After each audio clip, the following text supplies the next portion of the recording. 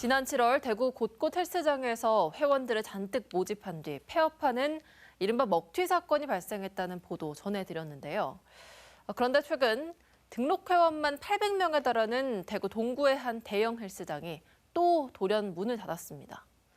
이 헬스장은 전국에 49곳의 지점이 있다고 홍보한 대형 업체인데요. 피해를 줄일 길은 없는 건지 변예주 기자가 취재했습니다.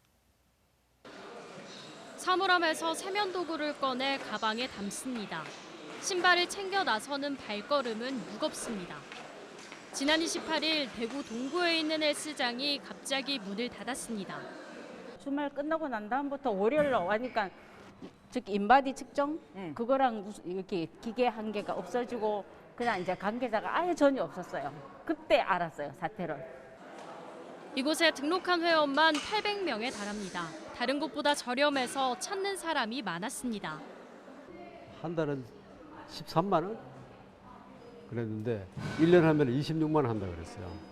그래서 저는 기왕이면은 어차피 운동 오래 할 거니까. 문을 닫기 직전까지 회원은 계속 받았습니다. 10월 14일 날 1년치를 끊었는데 이 자동 이체를 시켰는데 자기들 알면서 받은 거야, 그걸. 관리비가 밀린 건 석 달이 넘었습니다. 책상 위에는 회원들의 등록 서류가 놓여 있습니다. 회원들이 환불을 받기 위해서 직접 정리하고 또 찾기 위해 나선 겁니다. 지점장은 자신도 월급을 받는 직원이라며 제대로 월급을 못 받았다고 밝혔습니다. 또 대표와의 연락도 끊겼다고 했습니다. 취재진은 대표의 입장을 묻기 위해 전화를 걸었지만 연락이 닿지 않았습니다. 이 업체는 전국에 49곳이 있다고 홍보했습니다. 같은 회사가 운영하는 지점 중 서울과 안양, 경산에서도 문제가 터져 나왔습니다. 이런 헬스장 먹튀 피해는 하루 이틀 일이 아닙니다. 지난 7월 대구 달서구와 북구에서도 대형 헬스장이 갑자기 문을 닫았습니다. 회원들은 고소장을 냈고 경찰은 대표인 30대 남성을 검찰에 사기 혐의로 송치했습니다. 헬스장 등 생활체육시설의 갑작스런 폐업으로 인한 소비자 피해는 해마다 늘고 있습니다. 지난해만 4,300여 건입니다.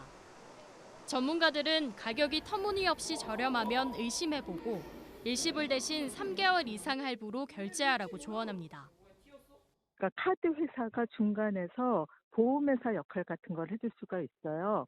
그래서 만약에 내가 카드 대금을 납부하는 과정 중에 할부금을 납부하는 과정 중에 그 문제가 생기면 내가 카드 회사에 지불 중지 명령을 할 수 있게 되어 있거든요.